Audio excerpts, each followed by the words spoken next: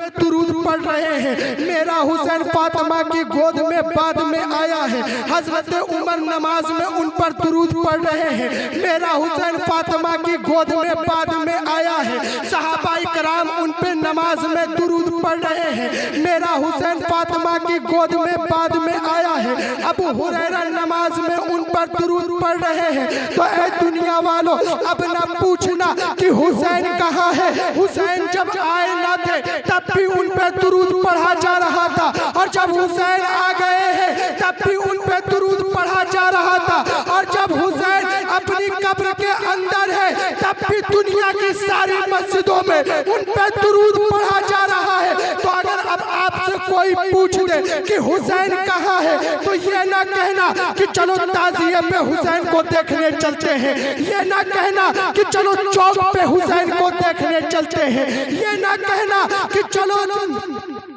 चौक पे हुसैन को देखने चलते हैं, ये ना कहना कि चलो मसनूई करबला में हुसैन को देखने चलते हैं। अगर आपसे कोई पूछे कि हुसैन कहाँ है, तो कहना चलो मस्जिद में हुसैन को देखने चलते हैं। अब आपके दिमाग में ये सवाल उठ रहा होगा, मस्जिद में हुसैन कहाँ है, तो इसका भी मैं जवाब दे देता हूँ। अब जो ही बंदा मस्जिद में पहुँचेगा, अभी नमाज खत्म भी नहीं की, 2 रकात नमाज पढ़ ली, 4 रकात नमाज पढ़ ली, सजदा करके बैठा, अत्तहियात पढ़ो, तहियात के बाद दुरूद इब्राहिमी पढ़ो, अल्लाहुम्मा सल्ली अला मुहम्मद व अला आली मुहम्मद। अब मैं सवाल करता हूँ, ये आले मोहम्मद कौन है? तो जवाब मिलता है, हसन ही को तो आले मोहम्मद कहते हैं, हुसैन ही को तो आले मोहम्मद कहते हैं। मैंने कहा, ऐ मालिको मौला, हम तेरी इबादत करते हैं, ऐ मालिको मौला, हम तेरी रियाजत करते हैं, ऐ मालिको मौला, हम तो सजदा करने आए हैं, ऐ मालिको मौला,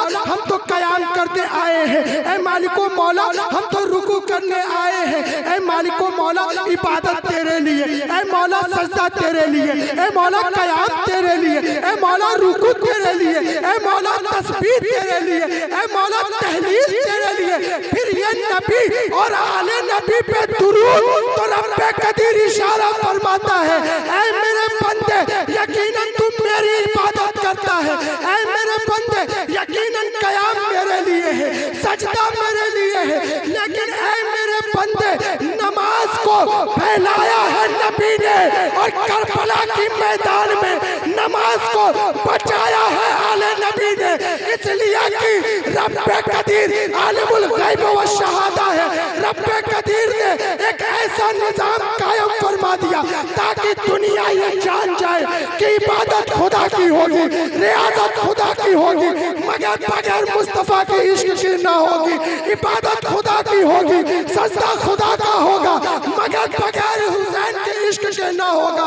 और जब इस हुसैन और नबी के इश्क के बगैर इंसान का सजदा कबूल नहीं, तो इंसान की जिंदगी कहाँ से मकबूल है।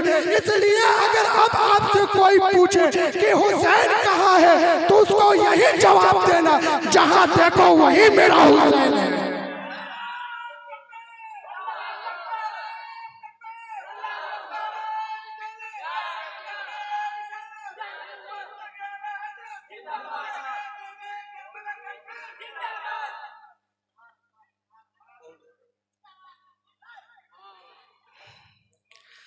अब सबसे पहले आप हुसैन को समझ लीजिए। जब इंसान अपनी जिम्मेदारी समझ लेगा, फौरन ही मसला हल हो जाएगा। जब इंसान अपनी जिम्मेदारी समझ ले, 10 मिनट में मसला हल हो जाएगा, बरहस्त मसला हल हो जाएगा। इसको लिखने का काम फकीह मिल्लत मुफ्ती जलालुद्दीन अहमद अमजदी ने किया है कि एक गोद में, आका के एक गोद में हजरत इब्राहिम बैठे हुए हैं, जो मेरे आका के साहबजादे हैं। एक गोद में इमाम हुसैन बैठे हुए हैं। देखिए मेरे आका किस तरह इमाम हुसैन को करबला के लिए तैयार कर रहे हैं। आज हमने अपनी औलादों को पोल्ट्री फार्म की मुर्गी बना दिया है। आज हमने अपनी औलादों को बुज़दिल बना दिया है। जब से इस मोबाइल ने कदम रखा है, हमारी औलादे पोल्ट्री फार्म की मुर्गी बनती चली जा रही है। रात को तन्हाई में अंधेरे में मोबाइल चलाने वाला सुबह को दौड़ने के काबिल नहीं रहता।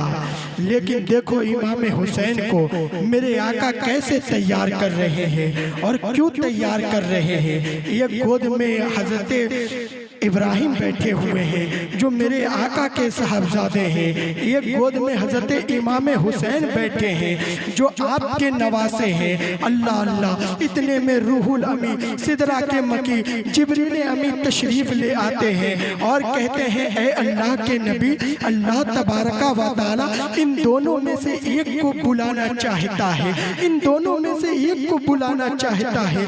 मेरे आका की रहमत पर कुर्बान जाओ, दुनिया में किसी का कितना ही बड़ा कलेजा क्यों ना हो, लेकिन मेरे आका से बड़ा कलेजा किसी का ना होगा। कोई अपने नवासे से कितनी ही मोहब्बत क्यों ना करता हो, लेकिन जब बात देने की आ जाएगी, जब बात कुर्बान करने की आ जाएगी तो लोग नवासा दे देंगे लेकिन बेटा बचा लेंगे।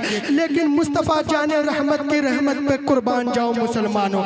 मेरे आका फरमाते हैं ए जिब्रील अमी, अगर मैं हुसैन को दूंगा तो मुझे भी गम होगा, मेरी बेटी फातिमा को भी गम होगा। ए जिब्रील अमी, अगर मैं हुसैन को दूंगा तो मुझे भी गम होगा, अली को भी गम होगा। इसलिए ए जिब्रील अमी, ये इब्राहिम है, आप इन्हें ले लीजिए, अल्लाह तबारका व तआला इन्हें कबूल कर ले।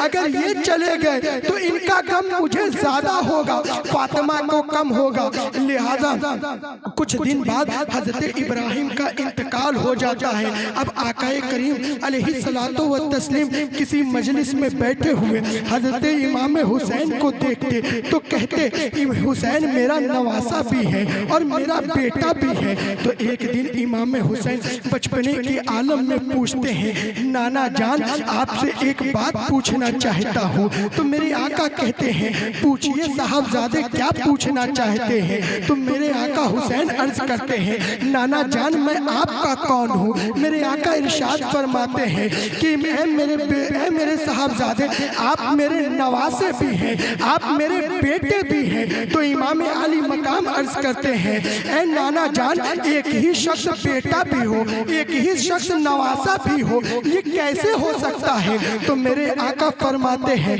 ए हुसैन, आप मेरे नवासे इसलिए हैं कि आप मेरी बेटी के बेटे हैं और मेरे बेटे इसलिए हैं क्योंकि मैंने अपना बेटा इब्राहिम बारगाह खुदा में दे दिया आपको बचाने के लिए। तो इमाम हुसैन मचल गए, कहते हैं नाना जान, अगर मैं मामू इब्राहिम का बदला हूँ तो जरा मुझे ये भी बता दीजिए, अगर मेरे मामू इब्राहिम जिंदा होते तो क्या करते। तो मेरे आका कहते हैं अगर बेटा जिंदा हो तो वो बाप की विरासत की हिफाजत करता है, अगर बेटा जिंदा हो तो वो बाप की विरासत की हिफाजत करता है। अब आप इसे मिसाल के तौर पर समझिए कि मौलाना हज़रत शम्स कलकत्तवी यहाँ मौजूद है, इन्होंने मस्जिद के सामने एक फलदार दरख्त लगा दिया। अब किसी जालिम की उस पर नजर पड़ गई और वो कुल्हाड़ लेकर उस दरख्त को काटने चला गया। इतने में मौलाना शम्स साहब के बेटे की नजर पड़ जाती है। वो दौड़े दौड़े उस जालिम के पास पहुँचता है और कहता है ओ जालिम, तू इस दरख्त को नहीं काट सकता, इसलिए कि इस दरख्त को मेरे बाप ने लगाया है और जिस दरख्त को मेरे बाप ने लगाया हो मेरे जीते जी कोई उसे काट दे, ये कैसे हो सकता है। अब इमाम हुसैन पूछते हैं नाना जान, आपकी विरासत क्या है, नाना जान आपकी विरासत में क्या है। तो जरा गौर से सुनिएगा मेरे नबी ने क्या फरमाया। नबी फरमाते हैं ऐ मेरे बेटे हुसैन, तेरे नाना की विरासत में हुकूमत नहीं है। ऐ हुसैन, तेरे नाना की विरासत में मालो दौलत नहीं है। ऐ हुसैन, तेरे नाना की विरासत में तख्तो ताज नहीं है। ऐ हुसैन, तेरे नाना की विरासत में मुल्क नहीं है। इसीलिए ऐ राफिजियो, ऐ सियो, तुम बागे फिदा का मसला उठाकर अबू बकर की सदाकत पर आँच नहीं उठा सकते। इसलिए कि मेरे नबी ने फरमाया था कि ऐ हुसैन, तेरे नाना की विरासत में ताज नहीं है। ऐ हुसैन, तेरे नाना की विरासत में दौलत नहीं है। ऐ हुसैन, तेरे नाना की विरासत में सरवत नहीं है। ऐ हुसैन तेरे नाना की विरासत में तख्तो ताज नहीं है। ऐ हुसैन तेरे नाना की विरासत का नाम इस्लाम है। ऐ हुसैन तेरे नाना की विरासत का नाम शरीयत है। ऐ हुसैन तेरे नाना की विरासत का नाम कुरान है। ऐ हुसैन तेरे नाना की विरासत का नाम इस्लामी कानून है। ऐ हुसैन ये वो इस्लाम है जिसको सींचने के लिए तेरे नाना ने कभी ताइफ के मैदान में पत्थर खाए हैं। ऐ हुसैन ये वो इस्लाम है जिसको फैलाने के लिए कभी हरम की जमीन पर तेरे नाना की जिस्म पे ओझड़ी फेंकी गई। ऐ हुसैन ये वो इस्लाम है जिसको सींचने के लिए तेरे नाना ने कभी जंगे बद्र में लहू दिया है, कभी जंगे खंदक में लहू दिया है। ऐ बेटे हुसैन आज कुरान ने तेरे नाना के सामने कह दिया अल यौमा अकमलतु लकुम दीनुकुम कि ऐ हबीब हमने आप पे आपका दीन मुकम्मल कर दिया। ऐ हुसैन इस्लाम एक मुकम्मल दीन है। ऐ हुसैन ये वो इस्लाम है जिसकी तामीर सहाबा ने लहू देकर किया है। ऐ हुसैन ये वो इस्लाम है जिसकी तामीर तेरे नाना ने लहू देकर किया है। हुसैन इब्ने अली मचल जाते हैं और कहते हैं नाना जान अगर हुसैन का नाना लहू देकर इस्लाम को सजाना जानता है तो नाना का वारिस नाना का बेटा हुसैन अपना लहू देकर इस्लाम को बचाना जानता है। इसीलिए तो शायर कहता है कत्ले हुसैन असल में मर के यजीद था, इस्लाम जिंदा होता है हर करबला के बाद। नाना जान अब फिक्र ना कीजिए, अब किसकी हिम्मत है जो इस्लाम पे उंगली उठा दे, किसकी ताकत है जो इस्लाम पे उंगली उठा दे। हुसैन आपका बेटा भी है, हुसैन आपका नवासा भी है। ऐ इस्लाम के संजीदा मुसलमानों जरा गौर से सुनना, कुरान कहता है कि अल्लाह तबारक व तआला ने, ऐ ईमान वालो अल्लाह तबारक व तआला ने तुम्हारी मालों को खरीद लिया है। अब आपकी ये जान आपकी नहीं रही, आपका ये बैंक बैलेंस आपका नहीं रहा, ये घर बार आपका नहीं रहा, ये जमीनों जायदाद आपके नहीं रहे, ये बैंक बैलेंस आपके नहीं रहे। आप पूछेंगे ऐ मेराज अमजदी अगर हमारा नहीं है तो किसका है? तो मैं कहता हूँ मुझसे क्यों पूछते हो? अगर पूछना है तो कुरान से जाके पूछ लो। कुरान जवाब देता है जब तूने अल्लाह को जान लिया, जब तूने अल्लाह को मान लिया, जब तू अल्लाह पर ईमान ले आया तो अल्लाह तबारक व तआला ने तेरी जानों को भी खरीद लिया, तेरी औलादों को भी खरीद लिया, तेरी मालों को भी खरीद लिया, तेरी जमीनों जायदाद को भी खरीद लिया। तो मैंने पूछा किसके बदले? तो कुरान जवाब देता है बि अन्ना लहुमुल जन्नह, जन्नत के बदले में अल्लाह ने ये सब खरीद लिया। अब जरा गौर से सुनिएगा, इस आयत पर ईमान तो सबका है मगर इसकी तफसीर सबकी जिंदगी में नहीं है। इस आयत पर ईमान तो सबका है मगर इसकी तमसील सबकी जिंदगी में नहीं है। इस आयत पर ईमान सबका है मगर इसका अमल सबकी जिंदगी में नहीं है। जैसे ही यजीद तख्त पर बैठा और बैठने के बाद इस्लाम पर हमला आवर हुआ, इमाम हुसैन अपने खानदान को लेकर करबला में चल पड़े, अपनी इमामत गाह को छोड़कर करबला में चल पड़े, अपने खानदान को लेकर करबला में चल पड़े, अपनी दरसगाह को छोड़कर करबला में चल पड़े और कहते हैं ऐ दुनिया वालों हुसैन साहिब ईमान भी है और ईमान की पहचान भी है, हुसैन ईमान की तफसीर भी है, ईमान की तमसील भी है।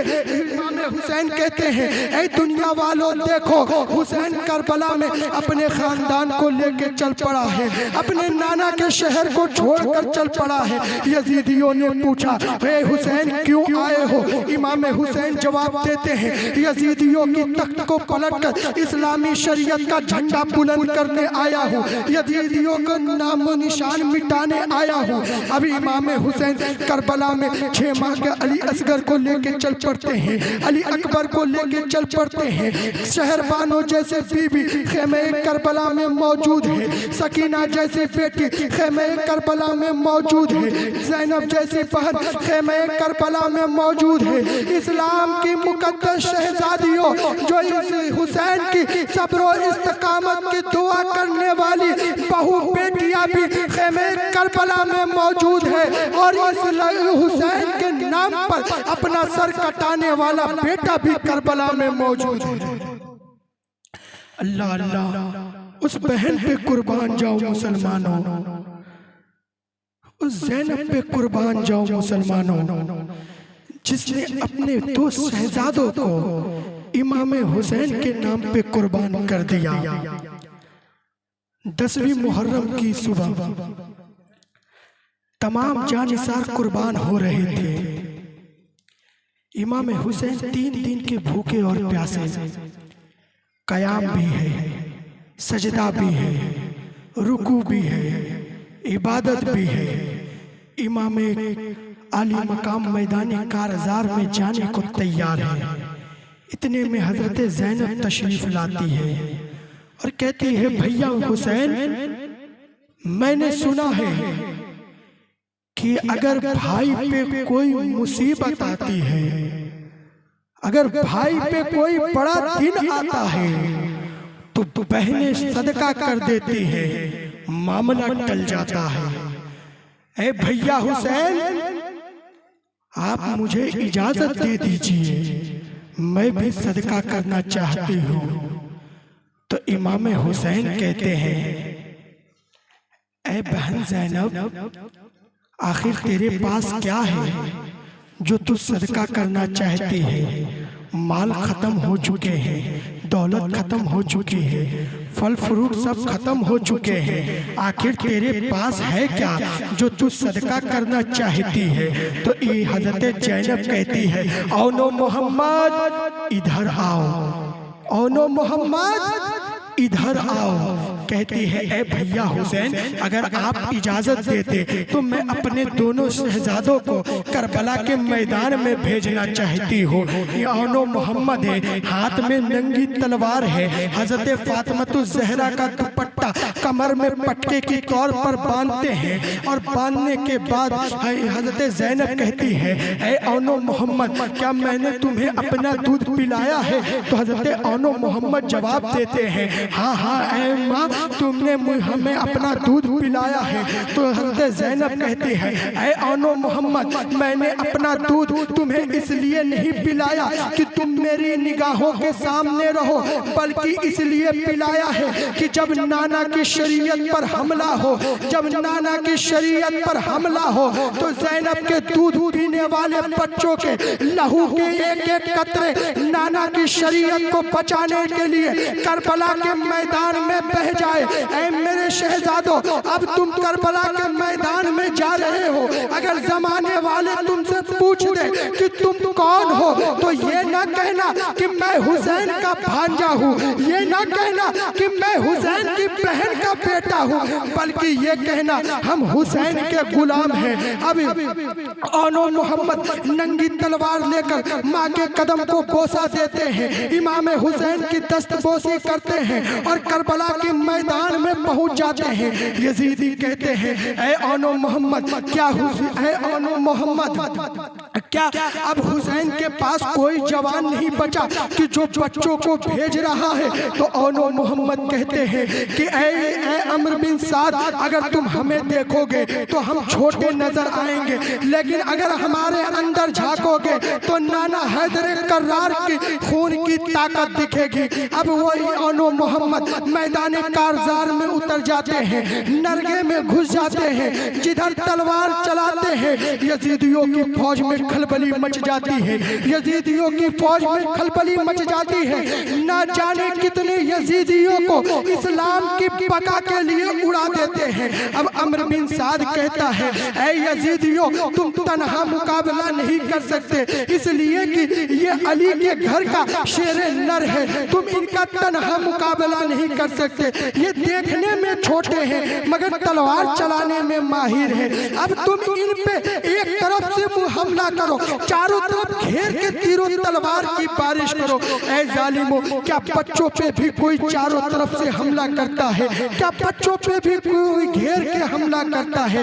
करबला की दास्ता अगर कोई जालिम पढ़ ले तो कसम खुदा की वो जुल्म करना छोड़ दे, और अगर कोई मजलूम पढ़ ले साहब तो वो यजीदियों से लड़ने का, वो दुश्मनाने इस्लाम से लड़ने का हौसला पालेगा। अब जैसे ही तीरों तलवार की बारिश होती है, गुलशन फातिमी के वो फूल जमीन पे गिर जाते हैं और गिरने के बाद कहते हैं, या मामा जान, या हुसैन तशरीफ ले आइए।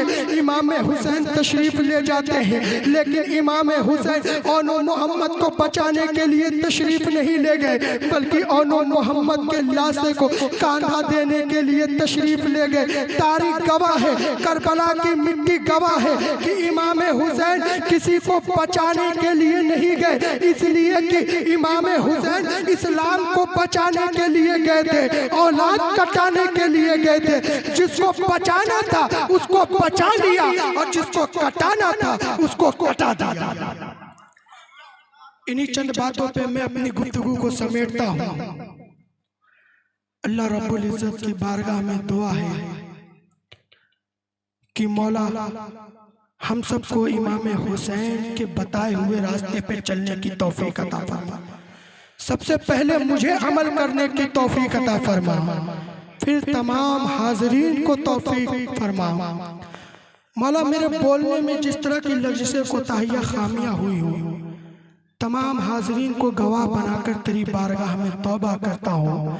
अस्तगफिरुल्लाह रब्बी मिन कुल्ली ज़ंबी व अतूबु इलैह। गुलशन रही तो फूल खिलेंगे, जिंदगी रही तो फिर मिलेंगे। मुसाफिर तुम भी हो, मुसाफिर हम भी हैं, किसी न किसी मोड़ पे जरूर मिलेंगे। वाखिर दवाना अनिल हम्दुलिल्लाहि रब्बिल आलमीन। अस्सलामु अलैकुम व रहमतुल्लाहि व बरकातुहू।